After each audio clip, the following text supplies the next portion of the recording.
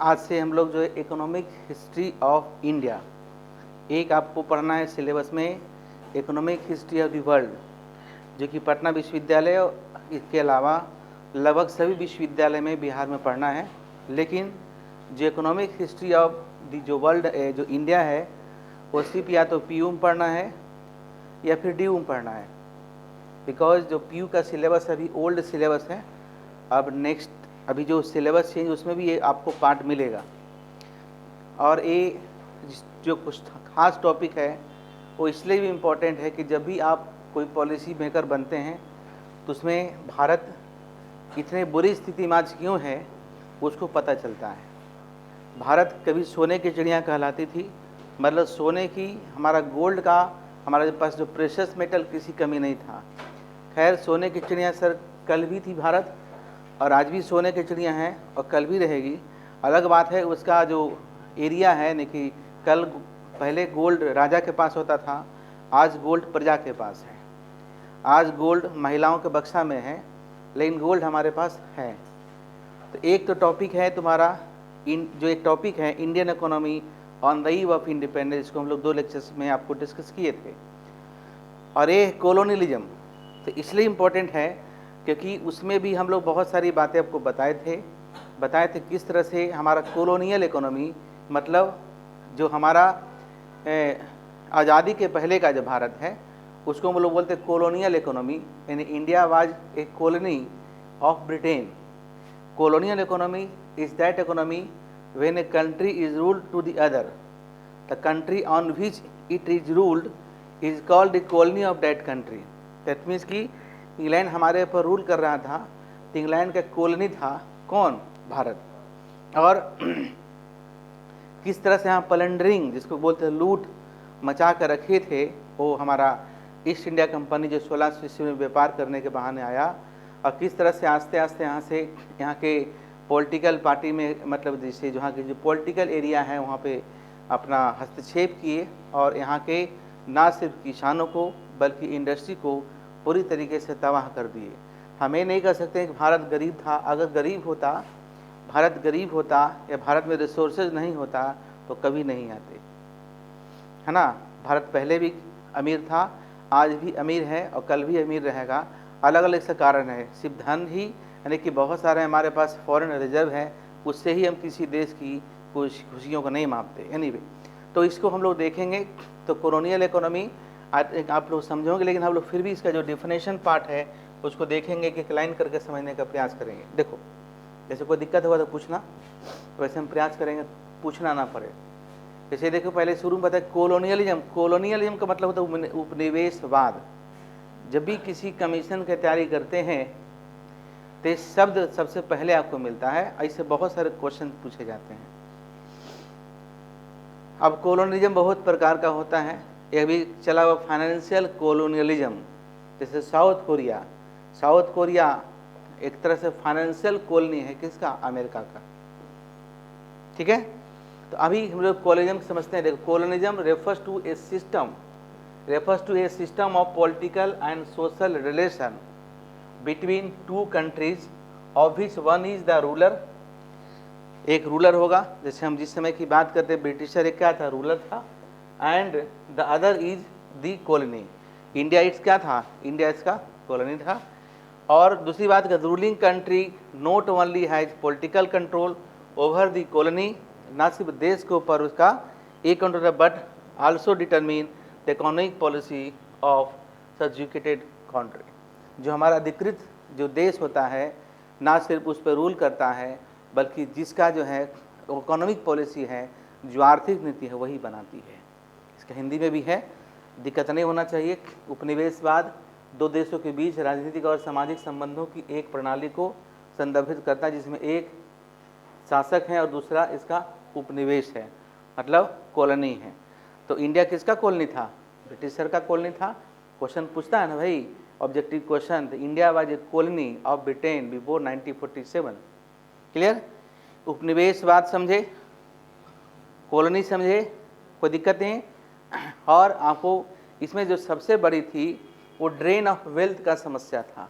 Drain of wealth क्या है भाई?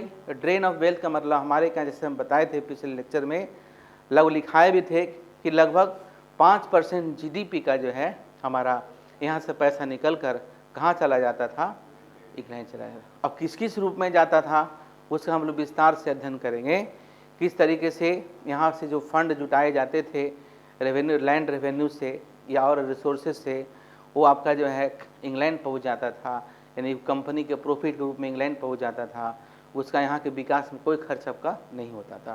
तो एक एक लाइन करके समझेंगे, लेकिन पहले कुछ और देखिए। कॉलोनिज्म में जैसे हम लोग बहुत सारी मूवी देखते हैं कि जब हमारा देश गुलाम था किस तरह से आपका जब प्लंडरिंग करते थे, लूट मचाते थे, किस तरह से खून की नदियाँ बह गई थी, अंग्रेज लोग, जमींदार लोग।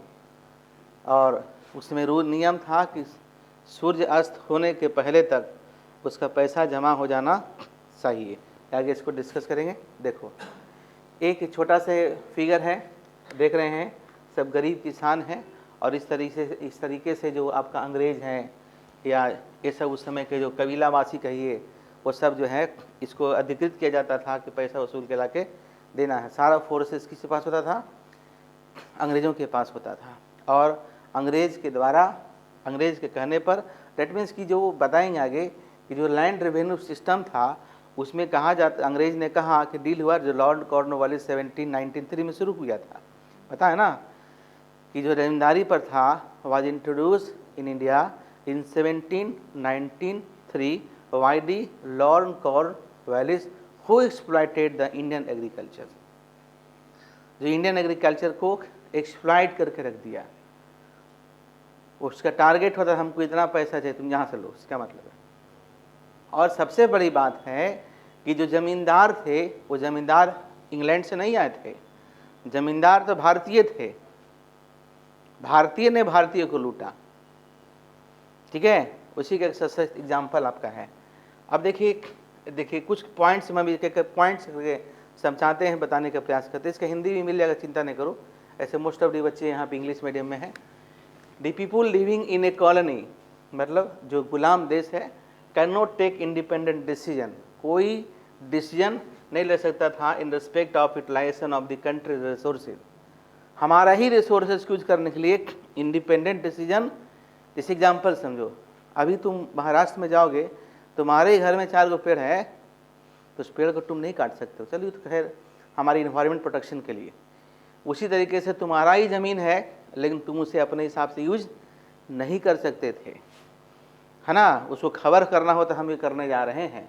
ट्रेड रिलेशन अपने हिसाब से ना ट्रेड रिलेशन होता था विद फॉरेन कंट्रीज, है ना। Taxation structure and such other important economic matter. अब रहा क्या, ये सारे डिसीजन हम इंडिपेंडेंटली नहीं ले सकते थे, वो लेते थे जिसका एक कॉलोनी था। किसका कॉलोनी था, ब्रिटिश इंडिया का। दूसरा है the state economic policy of colonies generally, है ना, confirm to the interest of the ruler. मतलब जो स्टेट भी होते थे, यानी जो जमींदार होते थे, छोटे छोटे राज्य में कैसे होते थे, वो डिसीजन वही लेते थे जो रूलर के इंटरेस्ट में होता था। बहुत सारे देखते होंगे दरभंगा महाराज, बड़ौदा महाराज, बहुत सारे महाराजा थे, तो उसी के हिसाब से वो डील कर लिए थे कि हम आपको इतना पैसा देंगे, है ना, हमको अपने हिसाब से शासन करना दो। इन वो ही पॉलिसी बनाते थे जो अंग्रेजों को पसंद था, which inevitably arrest their development process. Arrest मतलब जो कि डेवलपमेंट प्रोसेस को रोक दिया। नहीं समझे, घर में एक तुम्हारे पास खूब पैसा है, लेकिन तुम उसको अपना उपयोग अपने हिसाब से नहीं कर सकते हो। कभी कभी ऐसा होता है, यदि तुम किसी केस मुकदमा में फंस गए, तेरे पास सब कुछ है, लेकिन सरकार से बिना कहे तुम उससे यूज नहीं कर सकते, कितना खराब लगता होगा, है ना। बहुत सारे देखते होंगे जो केस उसमें तो पूरे कंट्री का ही हालत था। तो सोचा कितना पीड़ादायक स्थिति रही होगी जब हमारा देश गुलाम था तब, है ना।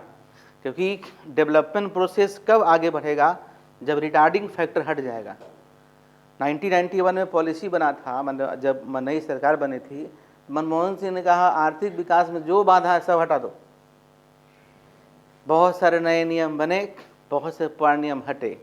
जो कल सही था वो आज सही होगा कोई ज़रूरी नहीं है, और जो आज सही है वो कल सही हो कोई जरूरी नहीं है। एडम स्मिथ जब जिंदा थे तो अच्छी पॉलिसी दिए थे, उस समय के हिसाब से पॉलिसी सही था।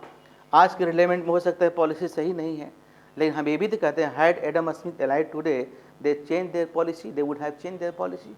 यदि वो जिंदा होते तो अपनी पॉलिसी चेंज कर देते। क्लियर। अब देखो तीसरा point, in colonial setup the economy of the colony over a period of time get integrated with economy of the ruling country। मतलब ये आज जो है, अब आज ग्लोबलाइजेशन की राह है। हमारा जो कंट्री है, देखो यहाँ समझाते हैं फिर आगे के बोर्ड पे। हमारा जो कंट्री है, जैसे इंडिया है ना जी, ये इंडिया है। ये इंडिया जो है ना जाने कितने कंट्री से जुड़ गया, छोटे देश बड़े देश से जुड़ गया, है ना जी। लेकिन पहले इस तरह की जुड़ने की इजाज़त नहीं थी, है ना। देखो और बता दें एग्जाम्पल समझो, जैसे कि मान लिया ये आपका इंडिया है और ये आपका साउथ कोरिया है, और यहाँ पे आपका इंग्लैंड है। तो अगर चाहता तो व्यापार ऐसे हो सकता था, ऐसे और ऐसे, लेकिन नहीं, कहता तो पहले इधर आओ फिर इधर जाओ, समझे। मतलब यहाँ से किधर जाना होगा, यहाँ टैक्स देना होगा, मतलब ऐसे था। तो बहुत सारे, चूँकि अंग्रेज लोग जो था, नहीं जो ब्रिटिश सर थे, वो ना सिर्फ इंडिया में ऐसे किए हुए थे बल्कि पूरी दुनिया में तहलका मचाए हुए थे। एक रिपोर्ट के अनुसार टोटल जो एरिया है ना, उसमें 25% एरिया पर इसी का राज्य था, और पूरी दुनिया के जो पॉपुलेशन है सभी प्रभावित थी। इंग्लैंड तो बहुत बड़ा स्टेट नहीं था, जान लो, लेकिन फिर भी अपनी कटुरा घाट से, है ना, नुकीले विचारों से, आपसी मतभेद से, धर्म के आधार पर आपस में तोड़ के उन्होंने लंबे समय तक राज्य किया। क्लियर। तो सोचो जब ऐसी स्थिति रही होगी, अभी आगे और बताएंगे, क्योंकि हम लोग पढ़ रहे हैं इंडियन इकोनॉमी 1847 से 1947, तो हमारा सिलेबस में ही ना है जी। इंडियन इकोनॉमी 1847 टू 1947, कोई दिक्कत। चलो देखो, एक फिगर एक बुक्स में था जिसको हम लोग कहते हैं एकदम किस तरीके से तबाही मचा था। खून की, जब मन किया तब मूरी काट दिया, पैर काट दिया, हाथ काट दिया।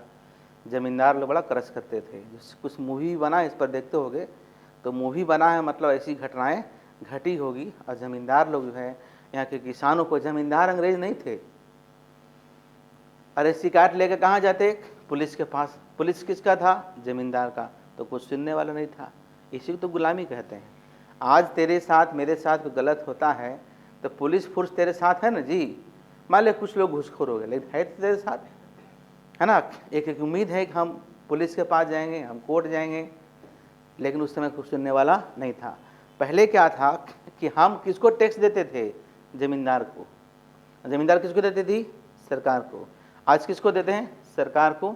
या तो मेरा या तो तेरा, या तो तेरा या तो मेरा, बीच में ये इंटरमीडियरी नहीं था, ये दलाल नहीं था।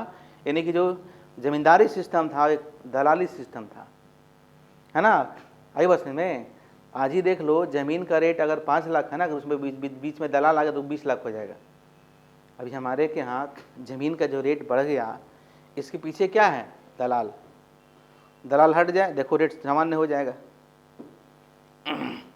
तो एक सेक्टर में है ना, ये पूरा कंट्री के कॉन्टेक्स्ट में इस तरह से था कि ज़मींदारी सिस्टम जो है तहलका मचा कर रखा था। क्लियर। तो चलिए और आगे देखते हैं। देखो पॉइंट्स चूँकि समझने की प्रयास कीजिए। यह इसमें छूट गया है दी, देखो इसमें छूट गया था, जोड़ देते हैं। The British empire was the largest over known, एक बहुत विशाल साम्राज्य था। It covered a quarters of the world, से बताए थे, ये देख लो अभी बताए थे। ब्रिटिश साम्राज्य अब तक का सबसे बड़ा ज्ञात साम्राज्य था। इसने दुनिया की 1/4 भूमि को कवर किया और इसकी आबादी के 5वें हिस्से पर शासन किया, समझे। यानी कि 25th 1/4 मतलब कितना 25%। और क्या लिखा हुआ, आबादी के 5वां हिस्सा मतलब 20% पर उन्होंने राज्य किया पूरे दुनिया का। अमेरिका भी इसका गुलाम था, है ना, अमेरिका भी इसका गुलाम था। चलिए आगे आते हैं। और देखो, एज द मिलिटेंट, जैसे एक है एक, जैसा कि उग्रवाद चार्टिस्ट नेता अर्नेस्ट जोन्स ने एक एक्चुअली क्वेश्चन पूछा गया था, इस सेंटेंस को किसने कहा, इसलिए इसमें डाल दिए। एक उग्रवादी चार्टिस्ट कहो, चार्टिस्ट कहते हो तो ट्रांसलेट होगा, नेता जेम्स ने 1851 में कहा था, इसके उपनिवेशों में सूरज कभी अस्त नहीं होता लेकिन खून कभी नहीं सूखता, ऐसा कुछ सेंटेंस था। ऑन द इट्स कॉलोनियलिज्म, मतलब ये कॉलोनियलिज्म में द सन नेवर सेट्स, सूर्य कभी नहीं डूबता और खून कभी नहीं सूखता, उसी का वो फिगर था, याद करो, है ना, उसी का एग्जाम, इसी से मैंने कोट किया है, नेट पर ही दिया हुआ था, देखोगे ना ये फिगर डाल के तो आ जाएगा। सूर्य कभी अस्त नहीं था, उसको रातों भर कलेक्शन चलता था, और खून कभी सूखता नहीं था, खून खराबा कहीं होते ही रहता था। ये हमारी कहानी है किसकी, कॉलोनियलिज्म, पढ़ा है ना कॉलोनियलिज्म, ठीक है। तो किस तरह कितनी बर्बरता थी हमारे साथ, हम लोगों के साथ ब्रिटिश इंडिया में, इस कहानी से, इस प्रोडक्शन से सबको पता चलता है। चलिए कुछ आगे बढ़ते हैं, अब थोड़ा नई नई बातें बताते हैं। अब है एक जो पहला यूनिट है, तो इंट्रोडक्शन था कि कॉलोनियलिज्म में क्या क्या होता था, कैसे कैसे दर्द मिलते थे, है ना। कॉलोनियलिज्म में क्या था कि यहाँ कोई प्रोड्यूसर था तो उसको विदेशी टेक्नोलॉजी को उपयोग करने पर प्रतिबंध लगा हुआ था। आप विदेशी टेक्नोलॉजी को उपयोग नहीं कर सकते हैं, और यहाँ का सामान कहीं दूसरे कंट्री में भेजना होता था तो पहले समझो इंग्लैंड ही भेजना होता, जैसा कि हम बताएं, आप डायरेक्ट भेज भी नहीं सकते थे, और उसके ऊपर एकदम हेवी, यानी लगभग 72% कस्टम ड्यूटी लगा दिया।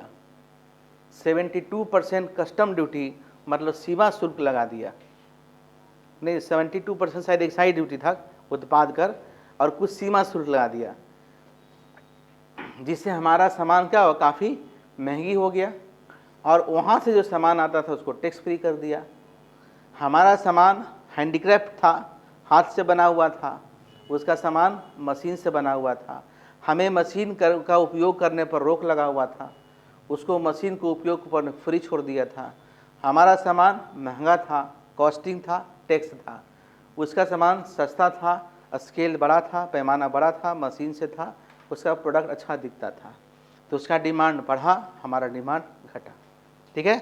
इस तरह से यहाँ का जो हैंडीक्राफ्ट इंडस्ट्री है वो भी डिक्लाइन कर गया, आगे पूरा बताएंगे। अब चलो देखो, British rule and it's exploitation in India, Bharat में ब्रिटिश प्रशासन और इसका शोषण, किसका, भारतीय अर्थव्यवस्था का शोषण। After the battle of Plassey, पढ़े होंगे आप लोग, पढ़ते हैं इतिहास, हिस्ट्री का विषय थोड़ा है। आफ्टर द, देखो ये सब जीएस में भी काम देगा जी, इसलिए बोले सब आओ, वेरी इंपॉर्टेंट, पढ़े हो जीएस में। After the battle of Plassey the British India Company had succeeded in establishing its rule over the major part of India with its began the period colonial exploitation of the country। Plassey की युद्ध के पास east India company ने अपना आधिपत्य जमा लिया था ज़्यादातर जगह पे। In this period there was a massive drain of wealth, यही ना पढ़ते हैं हम लोग, और कितना ही बताएंगे, massive drain of wealth from India to England, it resulted in, है ना, of the country, exploitation of the country। क्योंकि आज हम कमाते हैं आज भारतीय अर्थव्यवस्था की जो इनकम होती है, जब बजट पेशी होती है तो उसका यहीं पर री इन्वेस्ट होता है, इन्वेस्टमेंट से हमारा प्रोडक्शन बढ़ती है, कंस्ट्रक्शंस होते हैं, रोड का, पुल का, मकान का, ब्रिज का, अब पार्लियामेंट ही बन रहा है, हमारे क्या बन रहा है, पुल बन रहा है, मेरे क्या बन रहा है, रोजगार तो मिल रहा है स्किल और अनस्किल्ड दोनों को। जो लेबर काम करते हैं बिना कुछ सीखे उसको बोलते हैं अनस्किल्ड, जो इंजीनियर हैं उसको बोलते हैं स्किल्ड। अब सोचिए हमारे यहाँ गंगा पथ बना या बन रही है तो जाने कितने लोगों को काम मिला। राजपथ में गांधी मैदान से NIT तक बन रही है ओवरब्रिज, कितने लोगों को काम मिला हुआ है। उधर फतुहा से आगे बन रही है यानी कि रांची तक पूरा, यानी कि रांची के पहले जो हमारा बिहार का बॉर्डर है रजौली के पहले तक, वहाँ पर कितने लोगों को काम मिली हुई है। तो आज हमारा जो प्रॉफिट होता है वो यही इन्वेस्टमेंट होता है। उसी तरीके से हम ब्रेन ड्रेन की बात करते हैं, हम बात करें आज के कॉन्ट्रे बात करते हैं, पहले ड्रेन ऑफ वेल्थ, आज ब्रेन ऑफ ड्रेन है। आज पढ़ा लिखा लोग यहाँ से भाग रहा है।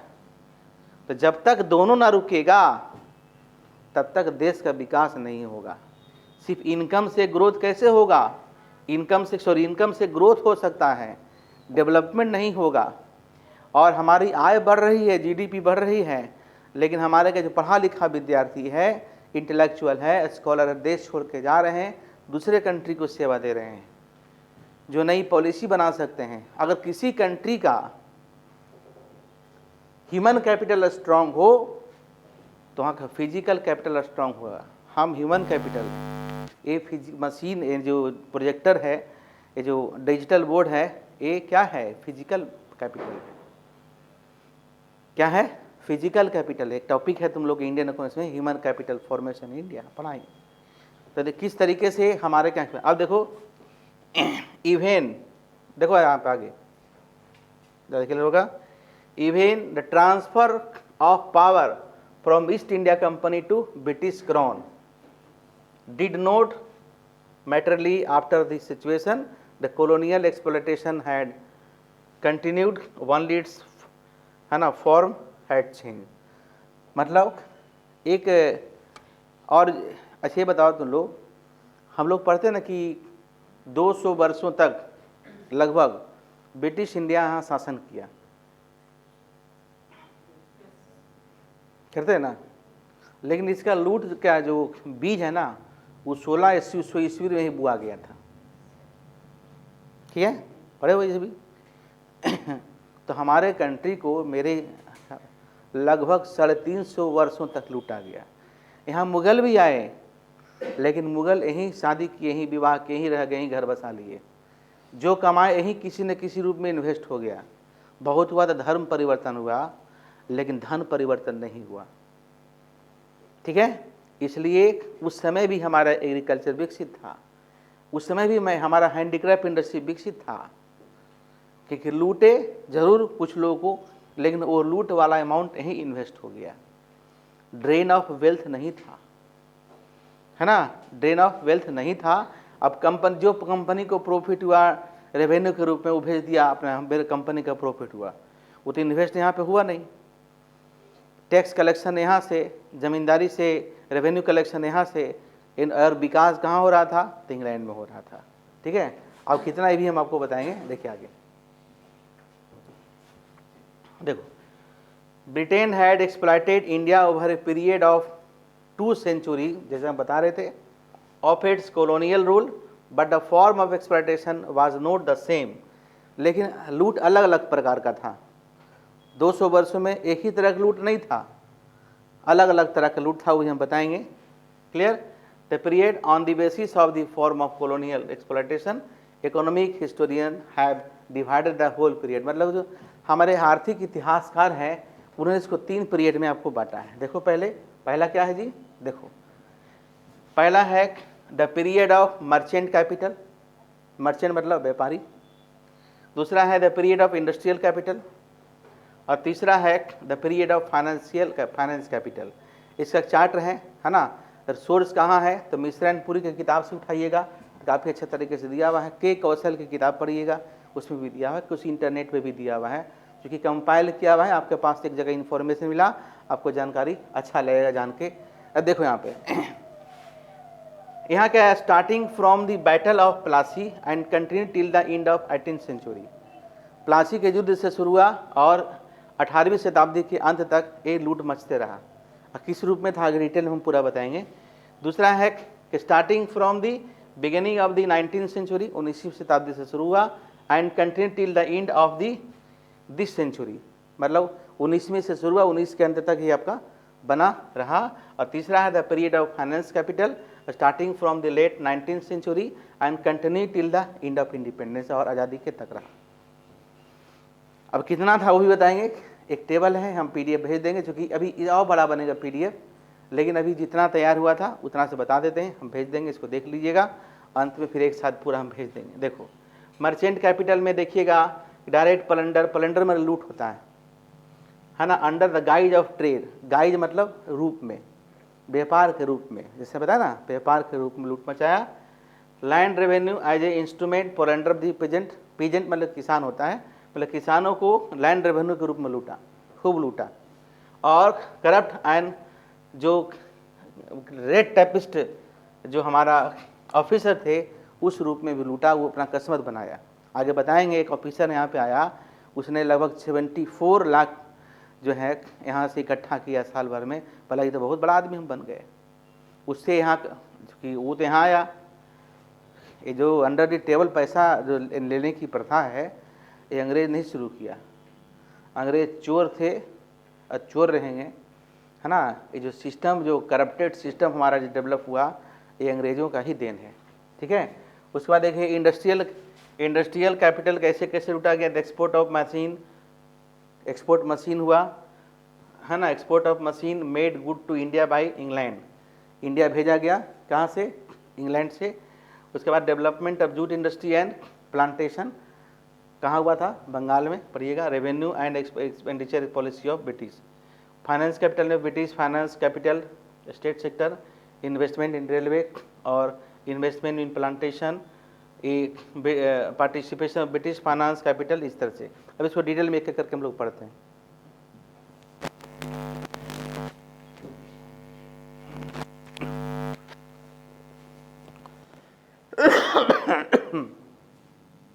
देखो थोड़ा सा देखिए, फिर बताते हैं।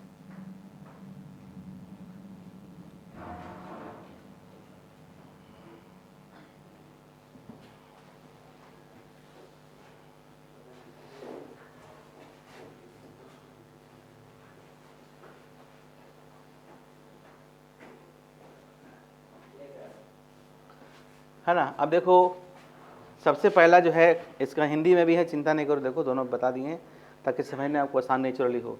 Merchant capital and colonial exploitation, देख लीजिए, दोनों पढ़िए तो ज़्यादा क्लियर होगा, नेचुरल दिमाग के अंदर जाएगा। शोषण सबसे पहले ईस्ट इंडिया कंपनी ने व्यापार की आड़ में, है ना, इन द गाइज ऑफ, व्यापार की आड़ में सीधे लूटपाट की। 1600 में जब ईस्ट इंडिया कंपनी को अपना पहला चार्टर मिला तो इसका प्राथमिक उद्देश्य विदेशी व्यापार से मुनाफा कमाना था। शुरुआत में जब कंपनी ने भारत के साथ अपना व्यापार शुरू किया तो शायद ही, है ना, तो शायद ही ऐसा कुछ था जो ब्रिटेन इस देश को खरीदे गए सामानों के बदले दे सके, ठीक है। मतलब हमारे के यहाँ से जो सामान खरीदता था वो उसके बदले का सामान नहीं देना चाहता था, क्लियर। दूसरी बात है कि जो ईस्ट इंडिया कंपनी था उसका उद्देश्य था पॉलिटिक्स में जाना। पॉलिटिक्स मतलब यहाँ के राजनीतिक क्षेत्र में अपना किस्मत आजमाना, उसको लालच आ गया और आस्ते आस्ते अपना पैर पसार रही थी। इसको अंग्रेजी भी देखिए, दोनों क्लियर हुआ। First of all the East India Company indulge मतलब शामिल हुआ in direct plunder under the guise of trade, व्यापार के रूप में लूट मचाई। उसके बाद when East India Company got it first charter समझते हो क्या, हाँ ठीक है। Its primary objective was to earn profit from interest.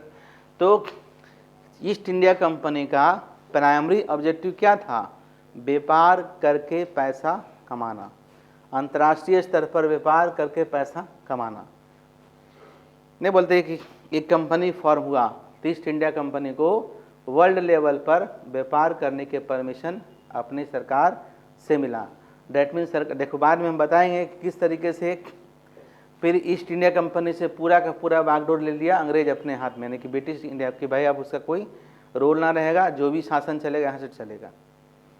तुमको जो काम करने के लिए भेजा गया था वो आपका काम वहाँ पे करो। Therefore the company was given an authorization, मतलब अधिकृत अधिकार दिया गया to export gold, silver bullion and coins of this metal worth 30,000 per annum. यहाँ देखो इम्पोर्टेंट है, इसलिए कंपनी को प्रतिवर्ष 30,000 मूल्य के 30,000 पाउंड, इसको पाउंड कहते हैं, 30,000 पाउंड मूल्य के सोने और चांदी, है ना, बुलियन और इन धातुओं से सिक्कों को निर्यात के लिए एक प्राधिकरण दिया गया था।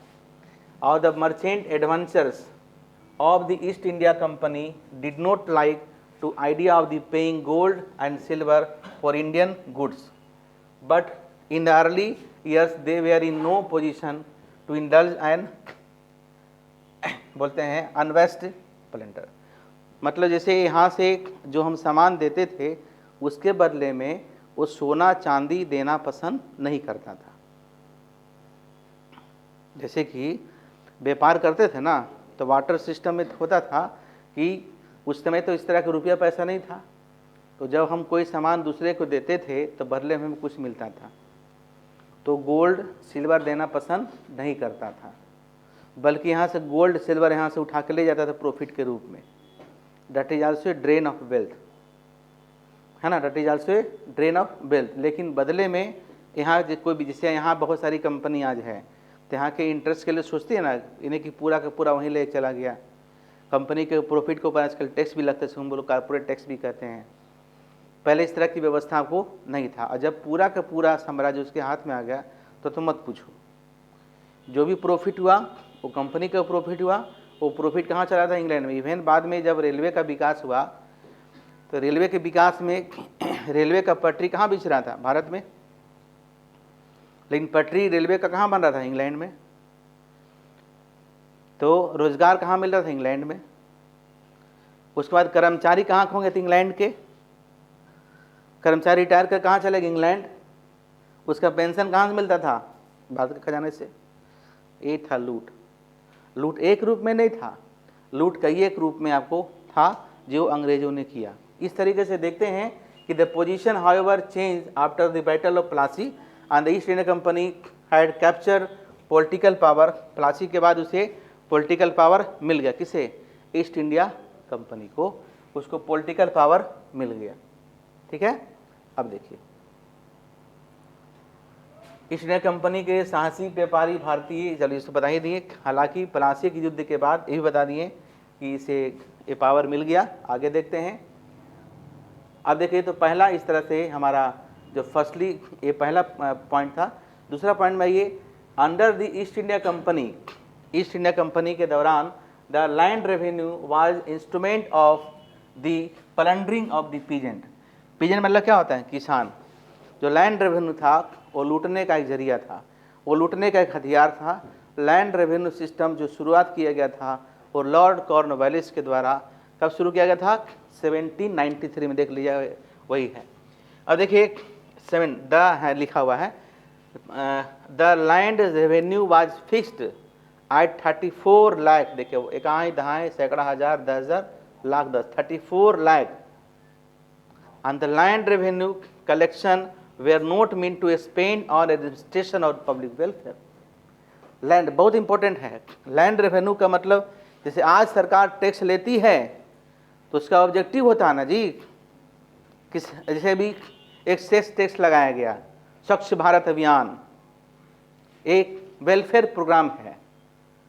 लेकिन पहले जो टैक्स लगाया गया, पहले जो लिया गया, यहाँ के एडमिनिस्ट्रेशन पर और यहाँ के वेलफेयर पे खर्च नहीं किया गया, ये लूट था। ये 34 लाख है ना, 34 लाख पाउंड्स जो है, जो कलेक्शन होता था वो आपको यहाँ के एडमिनिस्ट्रेशन पर, देखो यहाँ पर अंडरलाइन कर देते हैं, एक minute,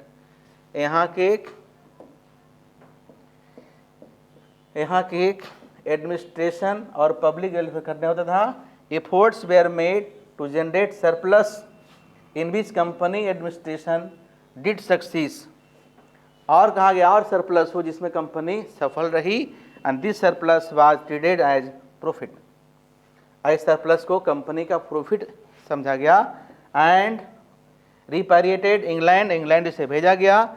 the first 6 year of the administration the East India Company had net surplus of 40,37,000 from Bengal alone. सोचो, सिर्फ बंगाल से ही इतना पैसा उसने अर्न किया। ये कहाँ चला गया? इंग्लैंड। यहाँ खर्च नहीं हुआ। आज सरकार अगर टैक्स की दावा करती है कि हम सर्विस टैक्स से, हम जीएसटी से, हम वैट से, हम सेस टैक्स से इतना पैसा इकट्ठा किए हैं, तो कहती है ना कि हम 10 गो विश्वविद्यालय बनाएंगे, कॉलेज बनाएंगे, हॉस्पिटल बनाएंगे, फ्री में अनाज देंगे, कम पैसा में अनाज देंगे, फ्री में एजुकेशन देंगे, बोलती है ना, और करती भी है। पहले ऐसा नहीं था। इनकम कहाँ से हो रहा था? भारत से। भारत गरीब कैसे हो गया? ठीक है। Prior to independence, prior to British rule, India was और Indian agriculture was in developed position और Indian handicraft industry was world renowned. जो भारतीय, आप क्या बोल सकते हैं, जो हथकरघा उद्योग था, ये भारत में जो हाथ से बना हुआ सामान था, वो पूरी दुनिया में फेमस था। वो दरवाज़ा हो, या रथ हो, या कुर्सी हो, या टेबल हो, या सोफ़ा हो, या कालीन हो, है ना, ये सारा का सारा भारत में बनता था और पूरी दुनिया सप्लाई होता था। अगर उसके पहले भी जा चुके, हम इतिहास में नहीं जा रहे हैं, चूँकि हमको इकोनॉमिक्स पॉइंट ऑफ व्यू से पढ़ा रहे हैं किस तरीके से लूटा, क्योंकि हम तो पढ़ रहे हैं इकोनॉमिक हिस्ट्री ऑफ इंडिया। अगर वो सारा पैसा जो राष्ट्रों में पढ़ते हैं ना, तो इंडिया क्यों पीछे रह गया? इसके पीछे कारण यह भी है। बिहार क्यों पीछे है? इसके कारण यह भी है ना। और आज़ादी के बाद भी हमारे क्या ध्यान नहीं दिया गया उस हिसाब से। तो इस तरह से लूट मचाई थी। अब चलो तीसरा पॉइंट देखते हैं। दूसरा होगा, इसका हिंदी दिया हुआ है, जिसको दिक्कत हो देख लीजिए, पीडीएफ भेज देंगे। Thirdly, the corrupt and unscrupulous officers of East India Company adopted a possible means to make large fortune। मतलब जो भी यहाँ ऑफिसर थे, आज भी बहुत लोग हैं, कितना पैसा पकड़ाते हैं, अपनी किस्मत बजाते थे। इसको देखो यहाँ पे क्या है, यहाँ पे है 30 ईस्ट इंडिया कंपनी के भ्रष्ट और बेईमान अधिकारियों ने बड़ी दौलत बनाने के लिए हर संभव हथकंडे अपनाए। ठीक है। उदाहरण के लिए, जब क्लाइव, एक व्यक्ति का नाम है, स्वयं भारत आया तो उसके पास कुछ भी नहीं था, लेकिन अपने छोटे से प्रवास में यानी ठहरने के क्रम में उसने बड़ी मात्रा में संपत्ति अर्जित की।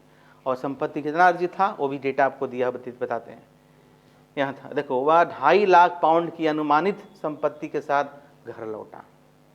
2.5 लाख पाउंड कहाँ से? यहाँ से, बेईमानी से, शैतानी से, घूस लेकर, गलत काम करके। आज भी बहुत सारे ऐसे अधिकारी विद्यमान हैं हमारे भारत में। उन्होंने एक भारतीय संपत्ति का अधिग्रहण भी किया था। उसने बाद में संपत्ति कुछ खरीदा हुआ था, जिससे उन्होंने 27,000 पाउंड की वार्षिक आय हुई, जिससे उसके इतना इनकम हुआ, घर खरीदा, मकान खरीदा, कुछ भी खरीदा, है ना। आश्चर्यजनक रूप से उन्होंने ऐसा करने में कुछ भी नाजायज़ नहीं देखा। मतलब जब वो ऐसा कर रहा था उसको कुछ गलत नहीं लगा, बोला सोर्स है कि नहीं। और सेखी बांगरते हुए, मतलब बड़ाई छाटते हुए कहा कि केवल पहले 2 वर्षों में ही उन्हें 1 लाख पाउंड की दौलत मिल गई थी। सोचिए, ना सिर्फ रेवेन्यू के बल्कि और रूप में उन्होंने लूट मचाई। जैसे अभी भी है ना, करप्ट जो अधिकारी हैं बहुत सारे देखते हैं, यूनिवर्सिटी है, कॉलेज हैं जो करप्ट हैं, एक सर्टिफिकेट के लिए 10 बार दौड़ाएंगे, और सैलरी उसकी है 50,000, कमाता है 10 लाख रुपया, और उस कहता है इसमें हमको नाजायज़ नहीं करते हैं। पुलिस वाला बहुत सारे, सब नहीं, है ना। सैलरी कितनी है, और ट्रैफिक हो या कुछ लोग हों, वो अपना अधिकार समझते हैं। आजकल कहते हैं कि आजकल बड़ा टाइट हो गया है, मतलब आजकल उतना पैसा नहीं इनकम हो रहा है, मतलब वो अपने सोर्स ऑफ इनकम समझते हैं। कुछ लोग हैं बोले क्या हाल है, अरे आप बहुत ख़राब स्थिति हो गया, वो क्या हो गया, अब कहाँ इनकम है, अरे सैलरी सरकार दे रही है ना, और क्या इनकम चाहिए। इनकम टैक्स वगैरह में देखते हैं आज नहीं रह गया पैसा, कैसे रह जाएगा पैसा, वो ऑनलाइन पे कर रहा है, पिटवो करता है छापा मारेगा, समझ गए। तो अंग्रेजों ने इस सिस्टम शुरू किया, देख रहे किस तरीके से लूट मचाया अलग अलग रूप में। अब देखो लास्ट में हम बात करेंगे ऑफेन, अंत में बंगाल, बिहार और उड़ीसा के नागरिक प्रशासन के लिए दीवानी अधिकारी प्राप्त करने के बाद ईस्ट इंडिया कंपनी ने भू राजस्व को लगातार बढ़ाकर इन राज्यों के किसानों को सीधे लूट मचा लिया, बढ़ाते गया बढ़ाते गया बढ़ाते गया, और इस तरीके से भारतीय अर्थव्यवस्था को लूट मचा के रख दी। तो देखिए हमारे जब देश गुलाम था, तो देश गुलामी जो लूट मची उसमें हम लोग भी कहीं ना कहीं दोषी थे, क्योंकि जो लूट मची वहाँ के उस समय के छोटे मोटे राजा है ना, जो कुछ जमींदार भी बहुत लोग अपने आप को राजा ही कहते थे, तो किस तरीके से हमारे रिसोर्सेज को गलत तरीके से लूटा गया पूरे भारत में, है ना। और उसका जो गलत इम्पैक्ट है वो आज़ादी के बाद पड़ा, क्योंकि देखिए देश तो आज़ाद हो गया, लेकिन जो लूट मचाई वो पैसा तो वापस नहीं आ गया।